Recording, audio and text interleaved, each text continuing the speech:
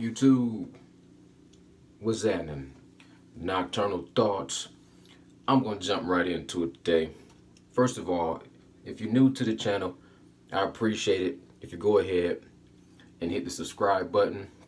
Leave me a thumbs up or a thumbs down. Leave me a comment so we can chop it up either way. I just want to jump right into it.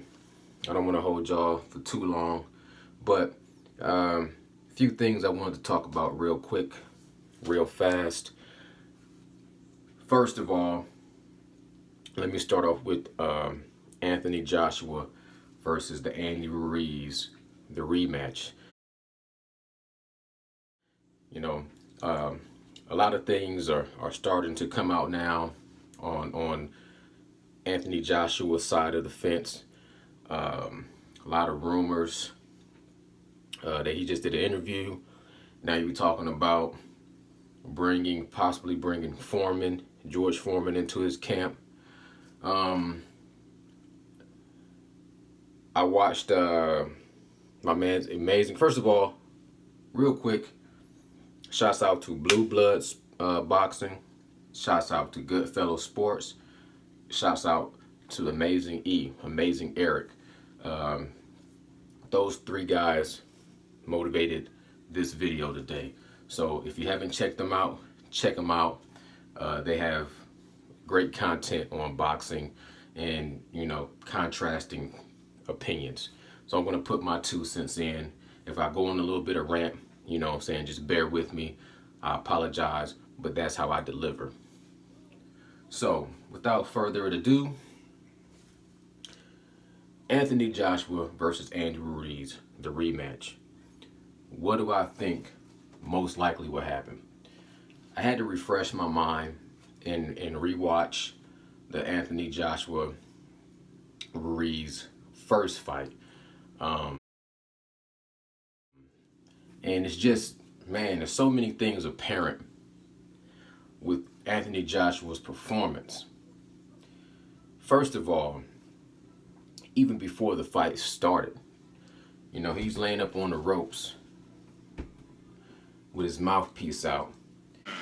Kraken, wearing white with black, standing 6 feet 6 and weighing in officially at 247.8 pounds. And his energy level is low, terribly low. I know a lot of people, when he first lost his belts, some people like Showbiz Adult, maybe a few other fighters, they were kind of giving him his credit for losing, but still having some dignity and not having any excuses. Now it seems like you're starting to hear a little bit of excuses coming out of his loss. And I haven't watched the interview, so I haven't heard it from the horse's mouth. But you know what, honestly, going back to the beginning, before the fight ever started, when he did the interview with Radio Raheem, when he had the black eye and the bruises, and he was talking about the physio, it to me had to have some validity. Now, something I'm not used to seeing, you got a bit of bruising and cuts up there on your face, shiner. Talk to me about what happened there. Oh no, that was just physio stuff really. No one really does that to me in sparring and stuff like that. So no, that was just more physio stuff. To explain his performance in the ring with a lot of other factors. Please believe when it comes to that loss, I can't just look at one thing that happened. It looks like it was just a totality, a perfect storm for a lot of things to go wrong for Anthony Joshua. Now, I'll be the first one to admit, I never really thought highly of Anthony Joshua, especially in comparison to the Anthony Joshua versus Deontay Wilder. If you follow my channel, you will know I've been picking Deontay Wilder for that fight from the beginning. But I try to give credit where credit is due. Anthony Joshua, first of all, like I said, he is somewhat, to me, built in a lab. But him versus Andy Ruiz, the first fight, kind of looks like a fluke. Give me 2 seconds. Can you get what? Can I get like a plate of chips? Yeah, go ahead. All right. Back to it. It looked like a fluke to me. I think everything happened right for Andy Ruiz. But just to be honest, in a rematch, given everything goes right with Anthony Joshua, honestly, I think he would win the rematch. But I don't think that's the biggest problem. I think the biggest problem is, and from what I'm hearing, he said in the video, even when he was fighting Andy Ruiz, he was thinking about the situation with Deontay Wilder. He was looking at Tyson Fury, and he wasn't focused. I give him a little bit of validity on that, because I can understand that. A lot of pressure in the Deontay Wilder fight, a lot of pressure that a lot of people can't really comprehend what his life was like mentally, as far as trying to focus in on Deontay Wilder. I don't give that as a total excuse for the loss. I'm just saying it's one fraction of it. Everything combined for him to lose. The Deontay Wilder knockout of Dominic Breazeale in like almost the fashion of Van Damme world record knockout in the Kumite. You know what I'm saying? It was like he knocked him out so fast, it put a lot of pressure. You look at his camp, where you look at the fact that he wasn't in his hometown where he's comfortable and you know, pretty much, you know, exalted on his high level. He comes over here, you know, 1,000 reasons. He's over here, he's partying, he's you know, look, everything happened wrong for him, and it showed up, I think, even before the fight, even before the first round. And throughout the fight, you can just see that, you know, it was not his performance. He was not aggressive. He got walked down the whole fight. He never had his hands up. In the third round, when he was able to produce a knockdown, you can just see that was just based off of kind of a, you know, as an athlete, you have your instincts and your physical reactions. I think he was totally relying on the fact that he knows he's, at the end of the day, a physical athlete. He's a physical specimen, you know what I'm saying? With his height, with his size, with his strength, he was solely relying on that. Because honestly, I think he would have beat Miller. You know what I'm saying? Maybe, possibly. Miller popped dirty, so we don't know. I think he would have beat Miller with a question mark. I never did a prediction on that fight because, you know, we didn't get to the point where I was even ready to make a prediction. But with Miller going out, with them looking at Ortiz, which I really think Ortiz would have beat Anthony Joshua. I've been saying that for a long time. I think Ortiz was more of a threat for Joshua, but that didn't go through. For your third option to beat Andy Ruiz, most likely to me, Anthony Joshua looked completely over Andy Ruiz. He claimed that he didn't in an interview before the fight, like, I take all my fights seriously, you know, I'm gonna look at him seriously, but I don't think he did. I really think he looked at him and he just looked at him like, that's gonna be easy work. I'm over here in America, I'm gonna let my hair down, I'm gonna kick my feet up, I'm gonna relax on my diet, I'm gonna get comfortable, I'm gonna get familiar, I'm gonna do all these things that don't accommodate or don't, I'm gonna do all these things that I wouldn't have done if I was fighting a Deontay Wilder. I wouldn't have done if I was fighting a Tyson Fury. I wouldn't have done even if I was going to fight Luis Ortiz or Big Baby Miller. I'm going to kick back a little bit. You know what I'm saying? This guy right here, yeah, he's a solid fighter, but I got every advantage. I'm big, I'm strong, I'm young. This dude is short. He's heavy set. And there's no way he can beat me. Yeah, let me go over here and do a few things. And I'm not going to get into details, but let me go over here and do a few things, you know what I'm saying, that I know normally I would not do. You know what I'm saying? Let me go knock off a few things on this list. You see what I'm saying? And those things took away his legs. Those things took away his legs.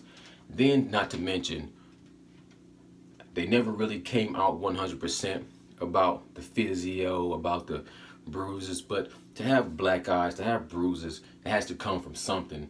The sparring, whatever, the knockout, the concussion, whatever.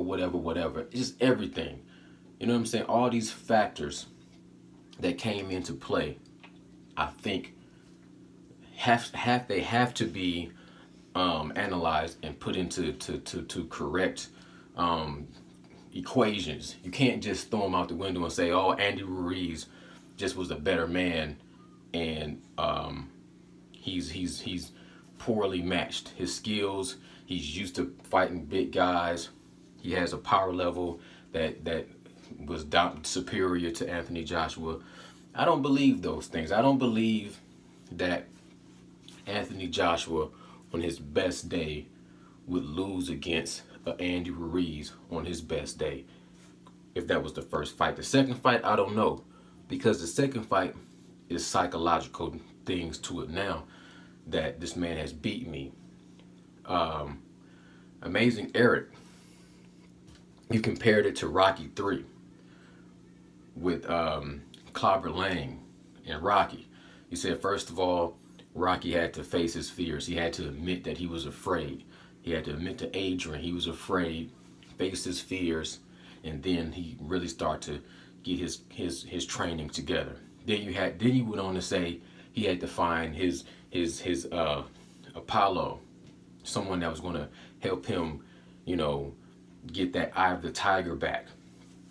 And I agree with that analogy. I think that was a dope analogy. But two things I don't agree with. First of all, I don't think a George Foreman would be the Apollo to Rocky. That George Foreman would be the person that's going to give the eye of the tiger back to Anthony Joshua or Lennox Lewis, to be honest with you. Second of all, Andy Ruiz is no Clubber Lang. You know what I'm saying? To me, Andy Ruiz hit the lottery, because maybe not Gerald Big Baby Miller, but anybody, based off the fight, seeing how I seen it, anybody would have beat Anthony Joshua that night as long as they were willing to fight back. Because Andy Ruiz just fought back. He didn't get intimidated. He got knocked down, but when he got back up, he went into his he was pushing. He was the aggressor the whole night. But once he got knocked down, he came up and he hit him, and it wasn't the hardest punch I ever seen that threw Anthony Joshua's equilibrium all the way off. But from that point, the fourth round, Andy Ruiz completely got off the gas and completely let him go. But once Andy Ruiz started to, get into his groove, and he started to go to the body and then come up top, Anthony Joshua was done. But from what I'm saying is, the win was almost too easy for Andy Ruiz. You know what I'm saying? That he did not face the amount of adversity that I feel like you would have to fight against in order to take that championship belt. I don't think you fought Anthony Joshua at 100%. The title was almost just rolled out to you on a red carpet and hand delivered on a silver platter. It was up for the takings. Not to disrespect Andy Ruiz, but Anthony Joshua just was ready to lose. I don't compare this fight to Mike Tyson versus Buster Douglas, even though it has similarities. Just like the Rocky 3 analogy, it has similarities. But Anthony Joshua, the reason why I can't give it to the Mike Tyson versus Buster Douglas is because Buster Douglas was just, Mike Tyson was just so much more of a champion than Anthony Joshua. For him to lose was just so much more dramatic for a Mike Tyson to lose versus an Anthony Joshua to lose. Matter of fact, the things that Mike Tyson psychologically was facing outside of the ring are just so much more dramatic than what Anthony Joshua pressure situation was. So it's just leaps and bounds, but similarities.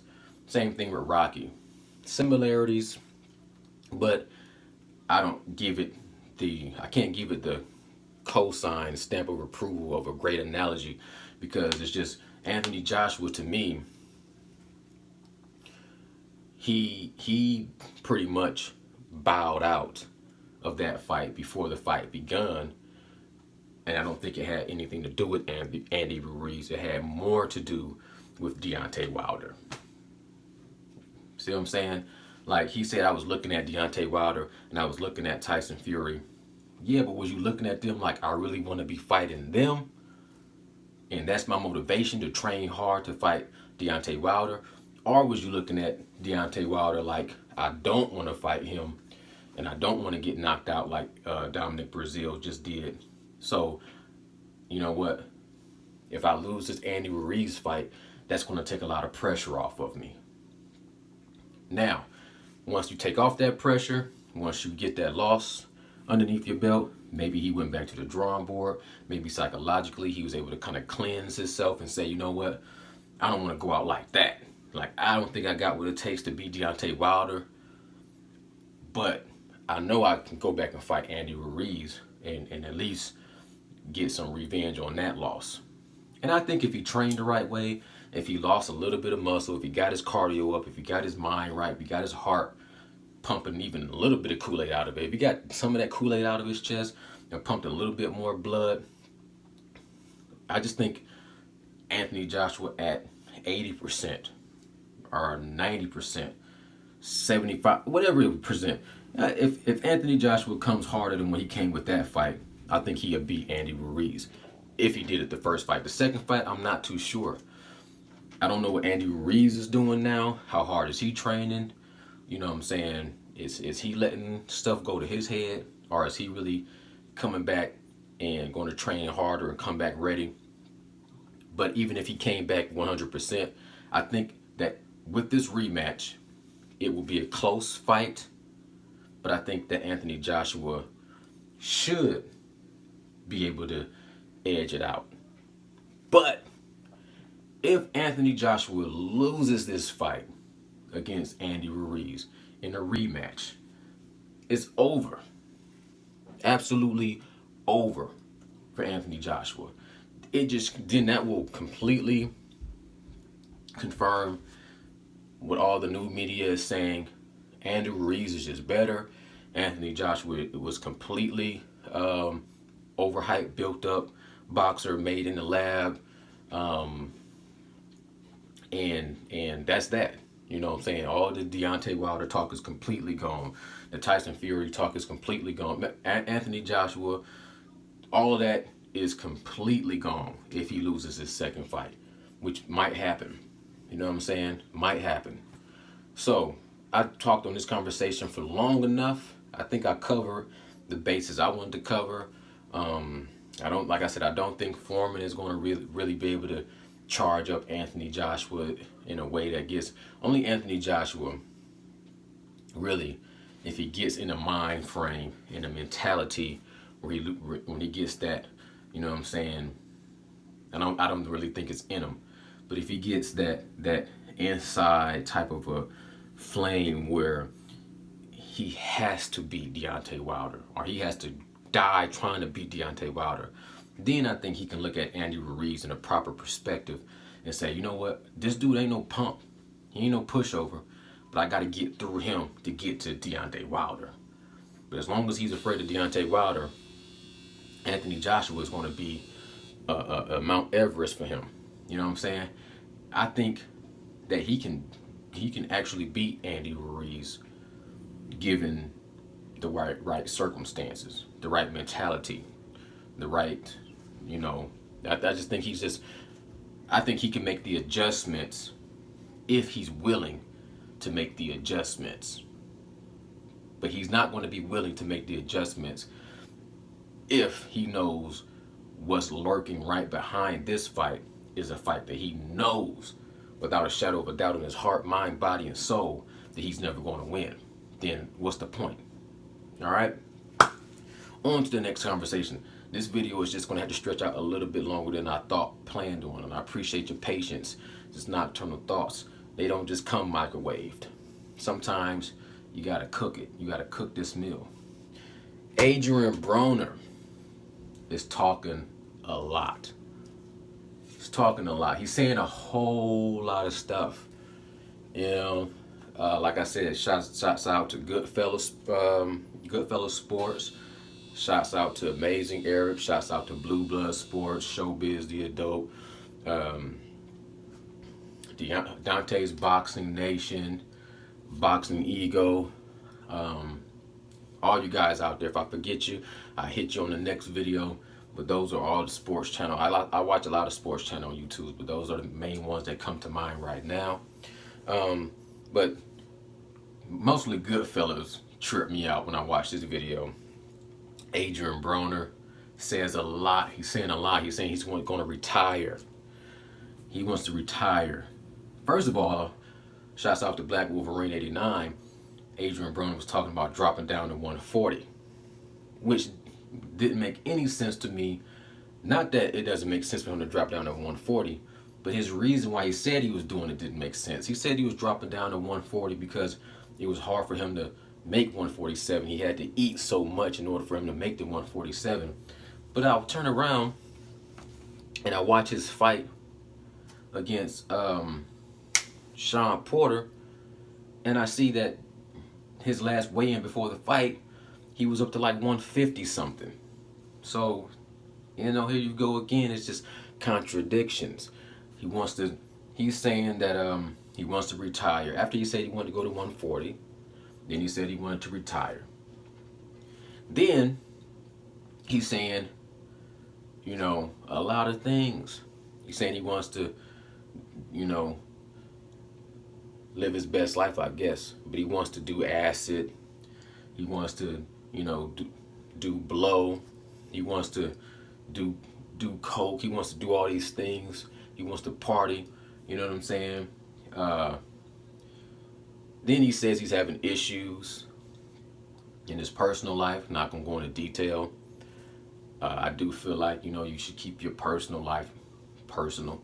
But all these things that Adrian Broner is saying, out of all the things he's saying right now, the one thing that he said that really made my antennas go up was this one thing. And it's not what you think it's not going to think, because all the stuff he says is a lot of ridiculous rhetoric, a lot of, you know, off the wall, a lot of, you know, real, you know, attention type of things that you think is going to be something crazy. What he said that caught my attention the most was something that made the most sense and the most sane thing he said out of everything I've seen him say. But this is what I'm going to really look at mostly as how I'm going to break all this down. What he said was, I would rather people hate me and be hating me for me being who I am really and truly, versus me having a lot of people loving me for somebody that I'm really not. Now that's deep, right? Right? I would rather people hate me, but I'm just trying to be the best I could be, man. Look. I would rather I would rather people, hate me for being myself than to love me for being something I'm not, man. Be true to myself versus have a lot of people that's loving me, but I'm being fake.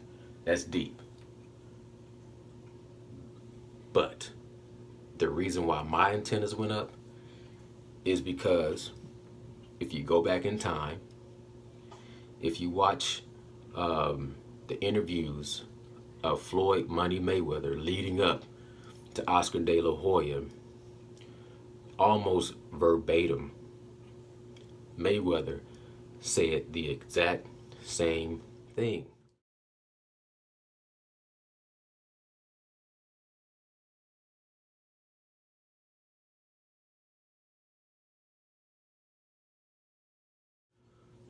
He was saying all these things about De La Hoya. This is when he was playing the villain and the bad guy. And he was saying all these things about, boasting about money and boasting about him being able to beat De La Hoya. And De La Hoya was the golden boy. And De La Hoya was projecting this golden boy image. And Oscar and Mayweather called him out on his stuff. He was like, you know what? Y'all guys give me so much flack for me saying all these things. And De La Hoya is this perfect person. But check it out. De La Hoya wish he could say these things. He wish he could be this way. This is really, De La Hoya is really this way, but he can't be this way based on his image and his persona. And Floyd Mayweather said, I'd rather people hate me, but me be true to myself versus loving me for being somebody that I'm not. So, for Adrian Broner to use that same, it's kind of like, I'm not going to go there. But for Adrian Broner to use that same quote, it just shows me that mentally he's still not able to overcome wanting to be Floyd Mayweather. And I'm not saying that there's anything wrong with wanting to be Floyd Mayweather. He's the best. But you have to be your own man. And you just came out idolizing Mayweather and trying to imitate Mayweather, and your career did not do what Mayweather's career did, but you still haven't got it to be yourself. If you have to take a quote from somebody else that you idolize, especially if you have to take a quote from your idol and then say, this is how I feel, do you really feel that? Or are you just still taking a page out of Mayweather's book that don't apply to your book? You know what I'm saying? Because do you really not care people judging you, whether you be real or fake? Because to me, the actions speak a little bit louder than the words. And when Mayweather said he doesn't care, he showed and he proved that he doesn't care that people judge him and hate him. He's going to be himself.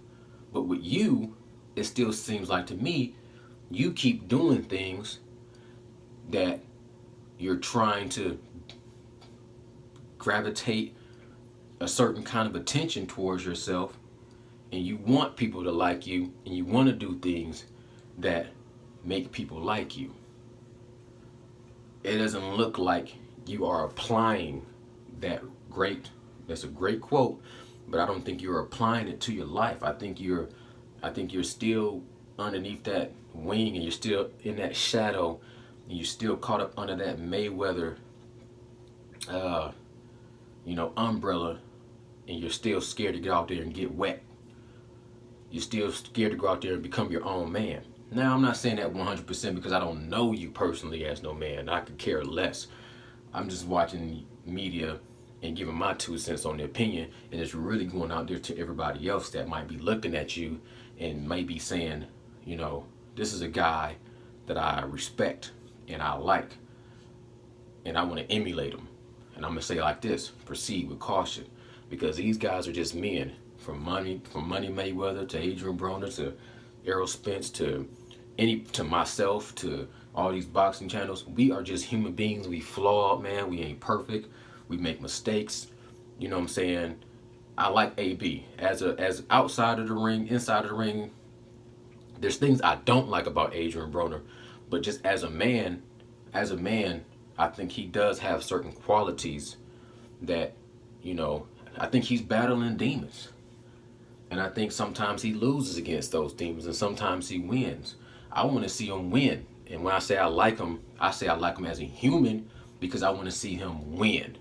But there's a lot of things that he does that I disagree with and I don't like and I don't respect and I don't think that anybody should be using and applying it into their life. But if he can overcome these demons and he can, in 10 years down the line, he can be a totally different person, and then he speaks those words and they apply, I salute and I take my hat off to it.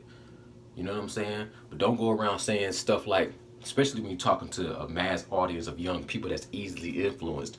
Don't be going around talking about, man, I just want to live my life and I don't care if people like me and I'm going to do things even if they hate me for me being me. But then you want to go do some stuff that's going to be bodily harm and illegal and things are just going to be destructive. Yeah, it don't matter if people like you or don't like you, but that don't give you no excuse to go out there, which I don't believe you're really talking about doing. I just think you're trying to get attention. But don't even be using that to get attention, because then you got some young guy out there that's like, yeah, man, you right. I just want to do all those things too. Hey, man, there's a lot of things that people should that want to do it. Like somebody might want to get some H and go in their vein with that. They might want to go up in their vein with that H and be like, yeah, I just want to do that. Now for the rest of their life, they dealing with this habit that's destroying their life because they wanted to do it. And that's what I'm saying. Don't project that type of energy out there and then hide under a Mayweather umbrella saying, well, people don't like me, but I'm still going to be true to myself. Okay, so you wanted your life to be this tragic story. Where's the glory? You want your life to be this tragic story. Okay, supposedly, you know what I'm saying, people out there taking aim at your vehicle, leaving little black holes in your vehicle, and you want to be like promoting that type of lifestyle. So all these kids out here can sit there and continue to get out here and you know what I'm saying, play with their toys. And you think that's something that's positive to project? I mean, get out of here with that mess. On to the next conversation. Video stretching out way longer than I wanted to. Mayweather versus Manny Pacquiao. The rematch. Will it happen? Should it happen? Who's going to win? How is it going to go? How is it going to go down?